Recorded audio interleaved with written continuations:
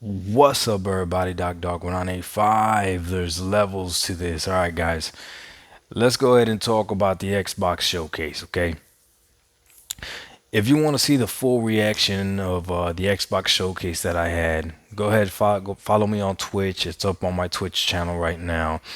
I watched the Xbox showcase and the Starfield showcase back to back with my kids, and I watched it live on Twitch, okay?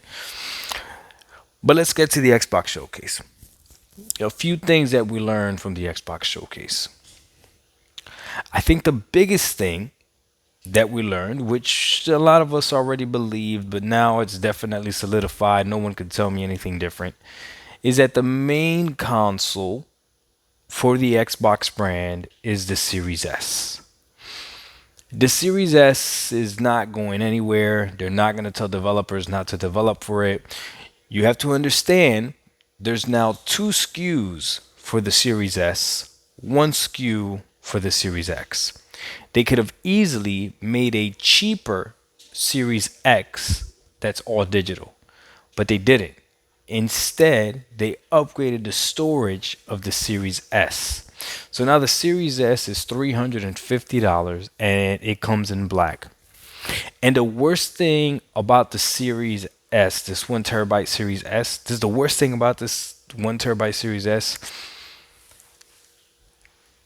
is that it actually looks fire. It actually looks good. I can't even front. But now we know for sure that that is the main console. So what does that mean for a Series X owner?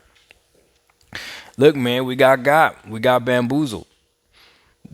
Microsoft doesn't care if these games run at 60 frames per second or 30. They don't care if they have the best looking game, the most impressive looking games, or anything like that. They really don't care. They're going to cater to the Series S. That is the main Xbox console. There's no question about it. Again, now there's two SKUs for it. So they're going to have to make sure everything to include third-party games run on it. So if you want to make the excuse that the Series S is going to hold back next gen, I don't have a good argument against it, and that's just me being honest and truthful with you. Regardless of whether or not I make Xbox fans mad or PlayStation fans mad, it is what it is. Games have to cater to that Series S or completely miss it completely, okay? We'll see how that turns out in the future. We'll see if there's any games that leave the Series S, okay? So that's the main thing that we learned about this Xbox showcase. The Series S is the main console. Second thing we learned about this showcase is that without a shadow of a doubt, Game Pass comes out on top again, proving how much of a value it is. I don't care what you say, the value of Game Pass is undeniable. Game Pass was a value before, it is still a value now. Why do you ask that? Because the majority of everything they showed is coming to Game Pass. So what does this mean? This means that if you look at a showcase like this, it is highly unlikely that you liked everything that was shown. Highly unlikely that you liked everything that was shown. But I guarantee you there was games on there that you were like, "Yep, I'm definitely going to play that." And then there was games on there that you were like, I'm not too sure about it, but maybe I'll try it.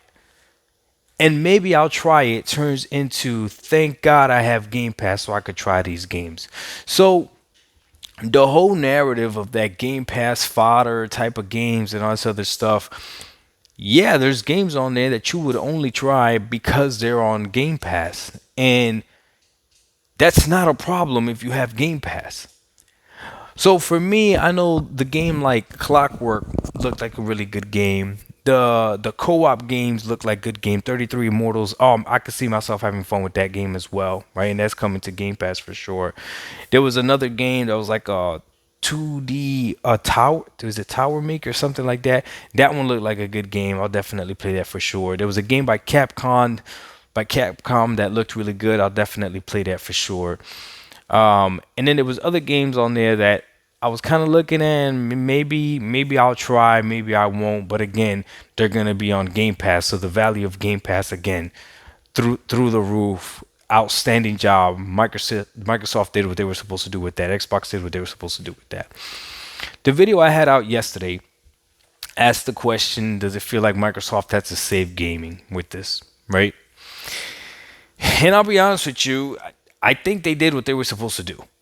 In my opinion, this Xbox showcase was the best showcase that we've seen from the last three showcases. It hands down, wasn't even close. Okay, they showed a little bit of Starfield, and then at the end, they showed the big reveal of Starfield, like an almost an hour long Starfield event or whatever it was. Okay, I sat through that as well and I watched it.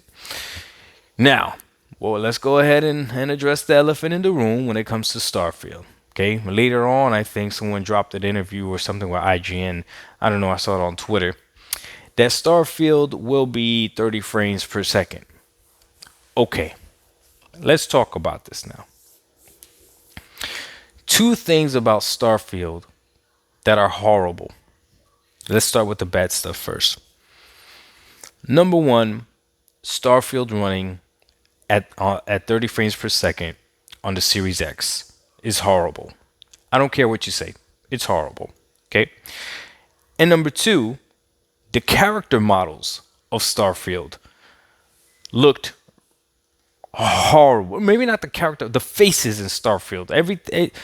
They looked horrible. They didn't look next gen. They didn't look this gen. They almost looked like PS3 games. It was horrible. Okay, I remember during one of the live stream moments, some dude is talking about how like we made it so the facial features are extremely realistic, and I'm looking like what? Like what are you talking about? It looks horrible. Okay, so those are the two things that are horrible. Now, once you get past the fact that this game is running at 30 frames per second, and you get past the fact that the faces in this game looks horrible, everything else about this game seems phenomenal.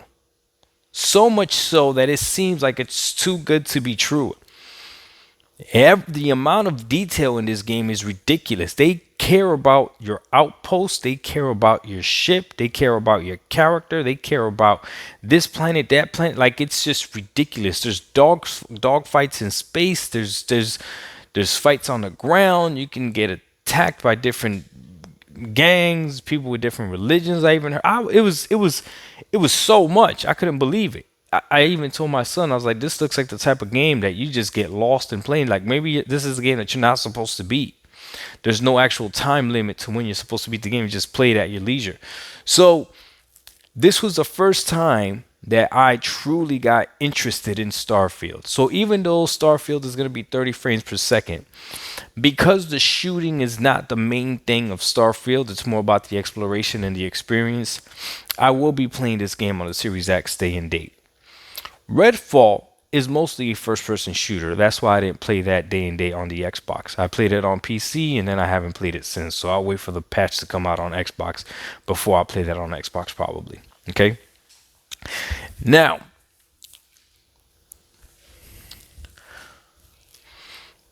what does this mean for the future of Sony and Xbox? It is clear that they aren't competing with each other. I'm sorry for all of you that want them to compete, for all of you out there that want Microsoft to do great so that Sony does great. They're in completely different lanes. They are attacking two different types of customers. I want you to understand that, okay? Sony is lucky enough to have a huge lead in popularity that even the casual gamer, and I really don't like that word, even the gamer that doesn't have enough time or doesn't game that much, still views the PS5 as the console to get. But in reality, a $300 console or a $350 console, which is what the new Xbox Series S is going to cost, with 1 terabyte of storage, is extremely ideal for those gamers that want to have Warzone downloaded, NBA 2K, Madden, The Show, and to insert whatever other games you might want to have. It's a 1 terabyte hard drive. All they care about is the game performing well. The free to play games run great on a Series S, anyways. Okay, it's a small form factor. Yeah, you gotta buy games digitally, but again, if you're playing Warzone, that's free. Okay, you're buying Madden. Those people that play Madden are buying the $70 version of Madden anyways. 2K, same thing. They're not looking for these games on a discount. They're buying the new one as soon as they come out. So this console is ideal for that average consumer, that average gamer, right? Whereas now the PS5 has positioned itself in a very unique situation, which is clearly the premium console. That's the console that you pay for the production value of the game, for the graphical prowess of the game. The Series X, until proven otherwise, is a gimmick of a console at this point. I don't know what else you want me to tell you. Everything that was shown on this Xbox showcase obviously will run better on the Series X, but it will run perfectly fine on the Series S. Understand what I just said. It'll run perfectly fine on the Series X. It'll run better on the X, but it'll run perfectly fine on the Series S. So Microsoft is trying to attract the new customers. It's trying to entice everyone with value, and they're definitely doing it now. I had to explain this to my son, and I explained this to him as well live on stream because somebody said to me, or shout out to my dude Harold. Harold said, for $50 more, you could just get a PlayStation 5 digital. The problem is this: with a PlayStation 5 digital, you still have to shell out more money to get that full PlayStation experience because games aren't day and date on the console. There's games right now that have dropped on the PS5 that aren't on the subscription service right now. There's PS4 games right now from PlayStation that aren't on the subscription service right now. However, if you were to purchase an Xbox Series S with the 1 terabyte for $350, and then you turn around that same day and you drop $15, you get to experience all Microsoft has to offer, plus everything else that's on Game Pass like that. If you are the type of gamer that plays mostly free to play games, all you got to do is drop $350 and you're going to get a machine that can run the free to play games, especially the free to play games. Great. Great on the Series S.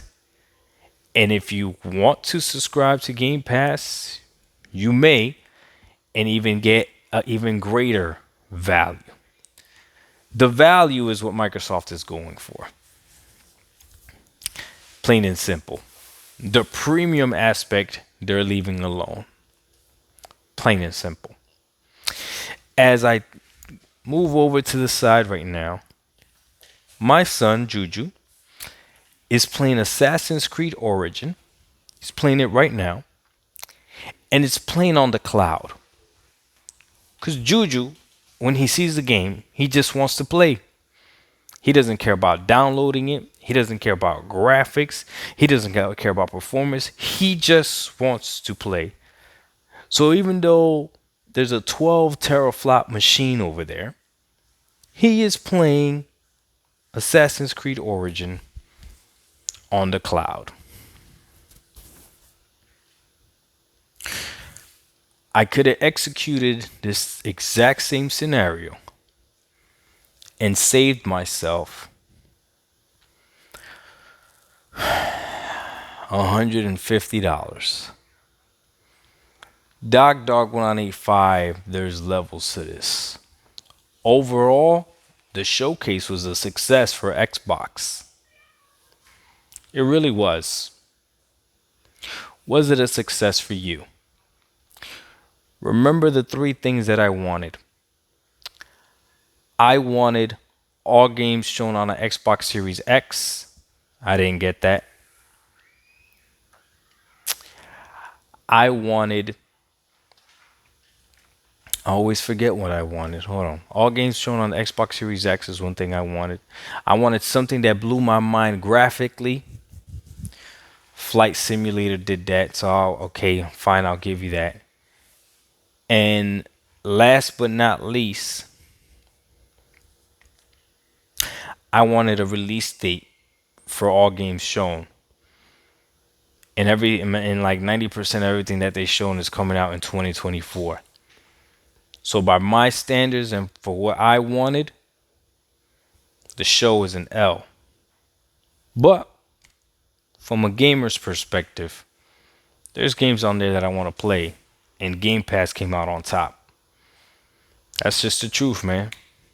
We out. Peace.